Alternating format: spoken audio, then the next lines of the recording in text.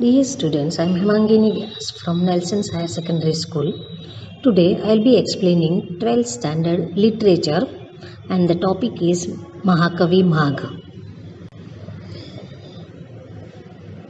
Magha was a Sanskrit poet at King Varmalata's court at Srimal, the capital of Gujarat, which is now in Rajasthan. He was born in Binmal district Jalore, which is now in Rajasthan. He was born a Srimali Brahmin family. He was son of Dattaka, Sarvacharya and grandson of Suprabhava Deva. He is often compared with Bharvi. His time was 7th or 8th century. Shishupal Vadh, the slaying of Shishupal, is a work of classical Sanskrit composed by Magha. It is an epic poem in 20 sargas or cantos of 1800 highly ornate stanzas. It is considered as one of the 6 Sanskrit great epics. It is also known as Magha Kavya. It is admired for its exquisite descriptions and lyrical quality than for any dramatic development of plot. Its 19th canto is noted for verbal gymnastics and wordplay. Only one work of the great poet Magha is available, and that is Shishupal Vadh Mahakavyam. We do not have much information about the writer of this very good and beautiful long poem.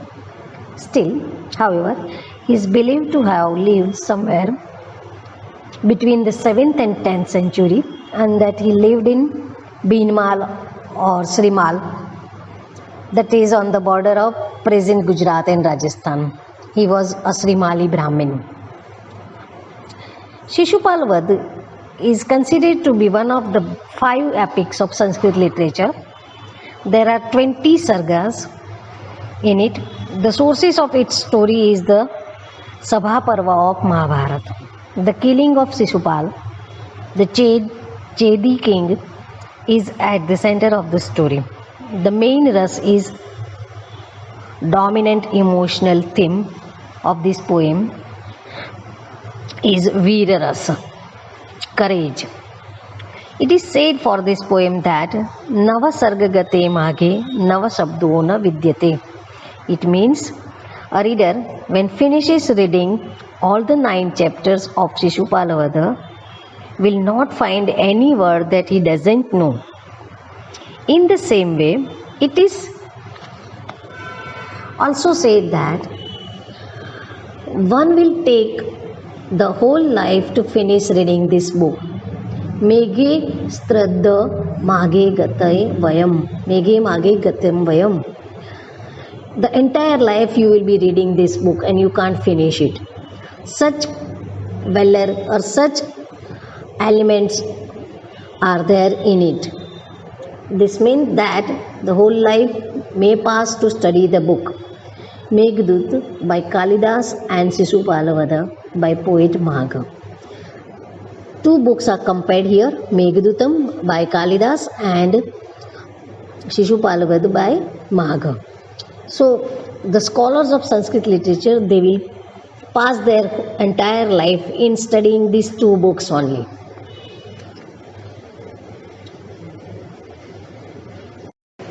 The story of Shishupal Vadh is like this. Vasudev lives in Dwarka. He is the king of Dwarika.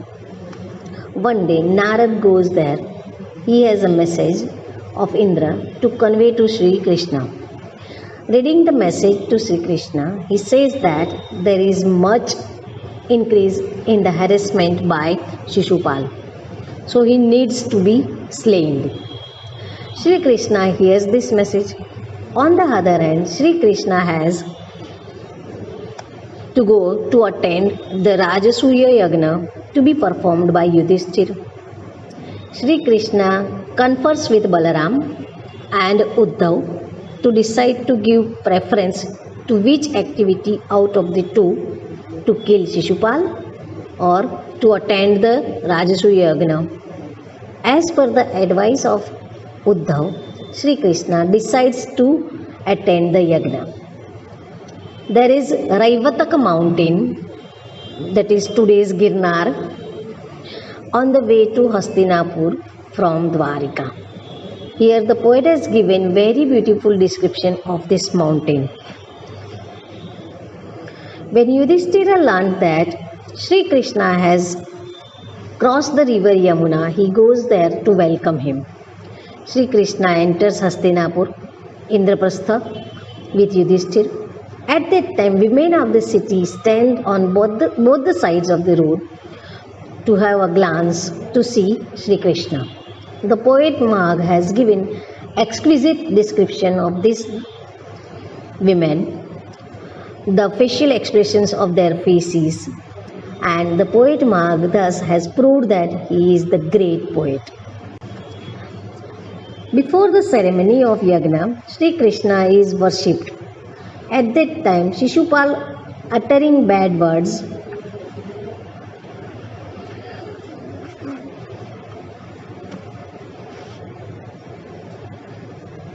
and complains.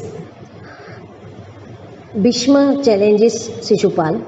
As a reaction to it, Shishupal goes away leaving the assembly and prepares his army for war. Shishupal's messenger brings a message in very doubtful words. He asks either war or surrender. Ultimately, war becomes inevitable. Sri Krishna at last releases his Sudarshan Chakra, and as a result, Shishupal's head gets severed. It was cut off from his body. Light releases from Shishupal's body gets absorbed in the body of Sri Krishna. Gods who became happy with the slaying of Shishupal sprinkles flowers, and there this epic ends. Description of seasons: Jalakrida, that is water sports, evening, rising of moon, dawn, the early morning are quite inevitable in this epic. So this epic has become very beautiful. The great poet Magh has made the description so nice by significant that those descriptions have become ideal for this style of description. Mahakavi Magh was not only a poet of verses but also poet of Shastras. His knowledge of Shastras or scriptures consequently is getting reflected in his poem at every step. For this reason, construction of an epic and the war are similar. His talent works in both the areas, which can be seen in uniform manner. For this reason, only the epic Shishupala holds a very important place among the 5 epics in Sanskrit literature.